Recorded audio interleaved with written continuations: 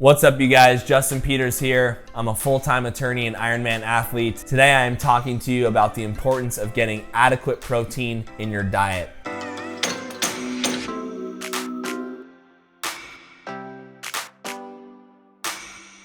Most people vastly underfeed protein, and it can lead to all kinds of issues downstream. Overeating because of the lack of satiety that protein provides, lack of muscle mass, and atrophy from not getting an adequate amount of protein to build muscle or maintain muscle, as well as issues in performance and athletic endeavors. So let me go ahead and break it down, kind of what adequate protein looks like and how much you should be getting on a daily basis.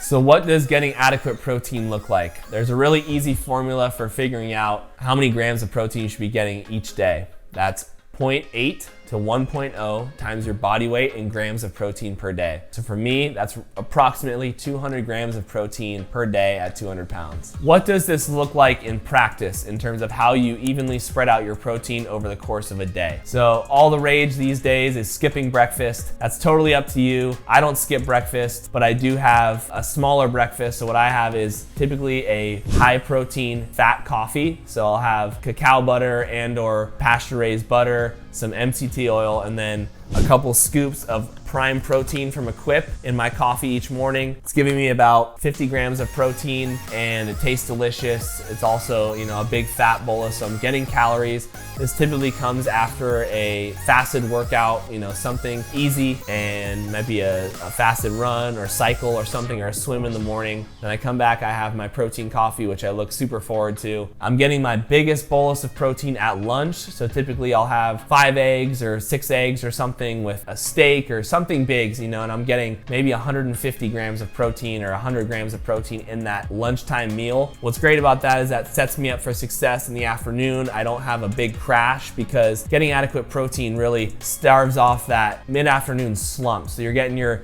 nice bolus of protein. If you had carbs or if you had fat during that lunchtime meal, protein would help kind of mediate any blood sugar swings that you'd see from that meal, so that in the afternoon you really are feeling still good, where most people who have a high carb lunch with low protein might have that 230 feeling that we all know so well. So I want to make sure that we're getting adequate protein at lunch, and then again adequate protein at dinner. I have a little bit of a smaller dinner typically because I don't like being super fed right before I go to sleep, but I still make sure that protein is a significant source in each of my meals so that I hit my macros, which is 200 to 225 grams of protein per day. It's really important to get adequate protein. Again, like I said before, it sets you up for success in your physical endeavors. Your body composition will be much better, and you'll just overall feel better with the way that you go about your nutrition if you're hitting your adequate protein numbers. The ways that I move carbohydrates and fat around protein, it really depends on the days and what my training looks like, but protein always stays pretty consistent at around 200 to 225, sometimes upwards of 250 per day grams of protein. Really, I think that protein should be the centerpiece of your diet. You can fluctuate carbs and fat depending on what kind of diet that you have going on. If you're more ketogenic, you want more high fat, or if you're more carbohydrate, performance athlete or something, but you should make sure you're always hitting your protein numbers each day. And I would use MyFitnessPal. I use that on a daily basis just to make sure that I'm getting my protein, and you're gonna get so many benefits from making sure you hit those numbers. You're gonna see better body composition, you're gonna get better results from any of the hard work that you're doing in the gym, and most importantly, you're just gonna feel a better level of satiety each day. So if you're hitting your protein numbers, you're gonna feel less inclined to go after those junk food in mid-afternoon when you're getting that mid-afternoon slump, and you're also gonna set yourself up for success by getting a decent amount of protein